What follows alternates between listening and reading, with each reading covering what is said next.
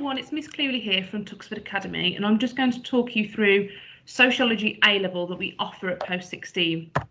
So the big question we usually get regarding the Sociology A-level is actually what is sociology? Because more often than not, we get a lot of students who take sociology who haven't studied sociology before, who haven't done the GCSE. And if you haven't done the GCSE, that's absolutely fine. That's not something that we require you to have studied prior to studying the A-level. So the best way to is sociology. Sociology is society's big questions, and we try and look at these questions, and we look at a variety of different perspectives about what do we believe about this question, what evidence is there to support this, and we compare and contrast these different answers.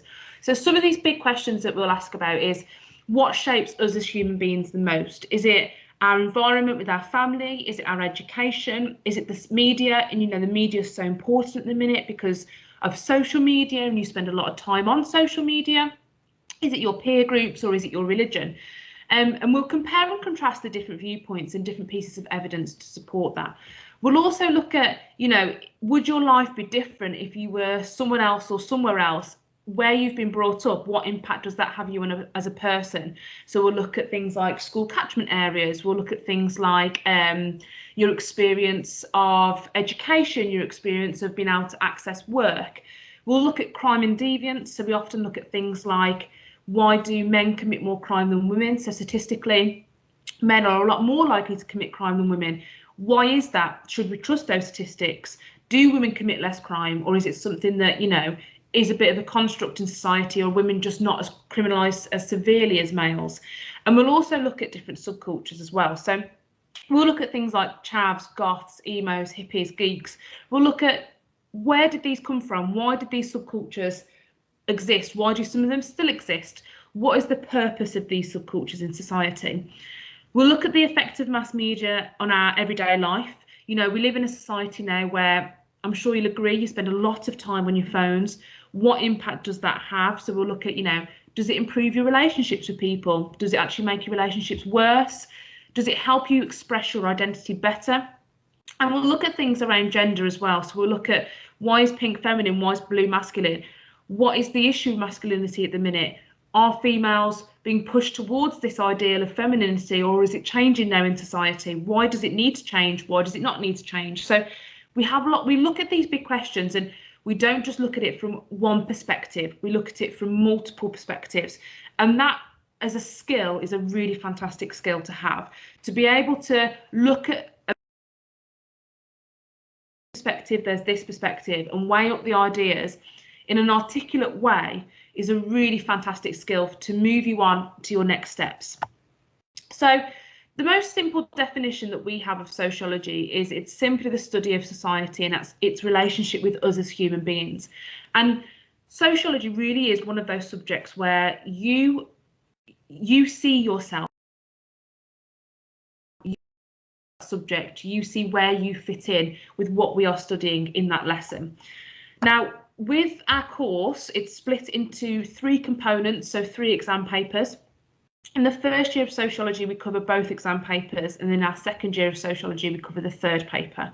Now, paper 1 is our smallest paper, and then paper 2, paper 3 are the same length.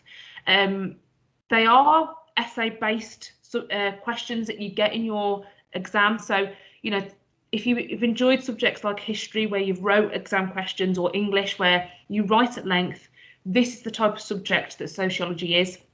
In our first exam paper, we look at socialisation, culture and identity. So we look at why are we the way that we are? Who influences us? We look at, you know, in terms of socialisation, we look at what does the media do to teach us about who we are, our peer group, our family, our education, our workplace, our religion. And then the second half of paper 1 is youth culture. This really applies to a lot of your own experiences. Now, we'll look at some of these older subcultures, such as teddy boys, hippies, skinheads, mods, rockers, punks, but we also look at the more modern subcultures, and we look at all of these subcultures. What did they look like? How did they behave? And then we look at the why. Why did they behave like that? Why did they act that way? We'll look at some deviance amongst youth as well. Why is it when we look at crime and deviance, there is a crime curve? Why is it that crime and deviance peaks you know, in your later teenage years, but then massively drops off. What is it about that time period that makes young people more inclined to commit deviance or youth? And we look at that in a lot of detail. Our second paper is very much the doing of sociology, so we look at research methods. But we also look at the inequalities in society, and this is really fascinating. So, you know, you might be aware of gender inequality through things that are spoke about on, you know, International Women's Day or International Men's Day, or, you know, things that you'll see in the media about work and, you know, poverty and how that affects different groups. But we really go into this in a lot of detail. And what we will look at in this paper is we'll look at class, age, gender, ethnicity, and we'll look at what is the inequality, and then we'll look at why that inequality exists. And when we're looking at the why, this is where we use our sociological theories. So in terms of theories, we'll use functionalism, Marxism, feminism, postmodernism, interactionism, right-wing theories, left-wing theories, and we apply why do those inequalities exist. So for example, we'll look at Marxism, and they say that the working class are more likely to be in poverty because it benefits those who are rich. We'll look at feminism, who look at why is it that females are more likely to be in poverty? What is the issue here? And we'll look at it from lots of different perspectives.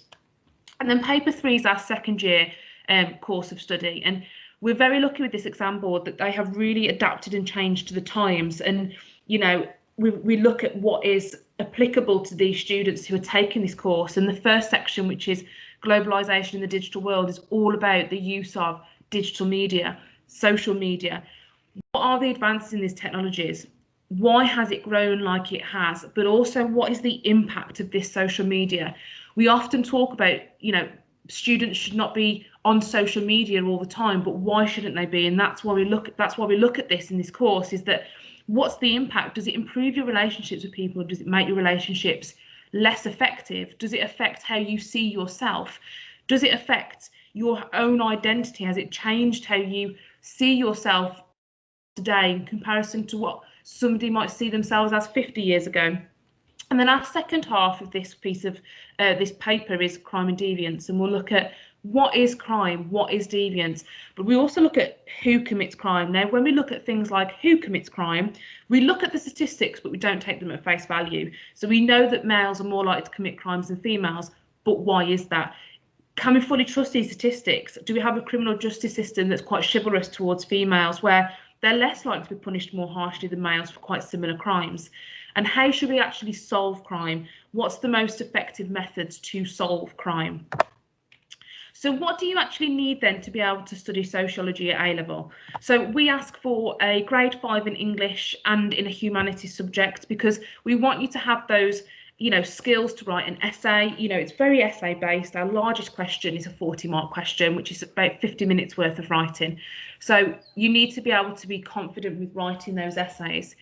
You also need an interest in reading and debating. Our lessons will focus around debates, who says what and why, and you should have the confidence to put your hand up and say, well, actually, there's this alternative perspective, or this theory completely ignores this.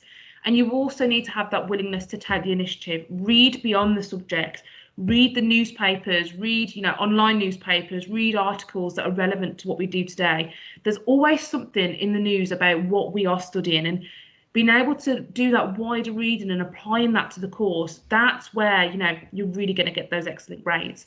So as a subject, we link very well to psychology, geography, history, economics, public services, you know, any of these subjects where you really look at the wider society and, you know, why society runs like it does. It's a fantastic subject. If you do have any questions, feel free to email me. And the email address will be available in the prospectus, so you can get in touch about any more questions that you have about the subject.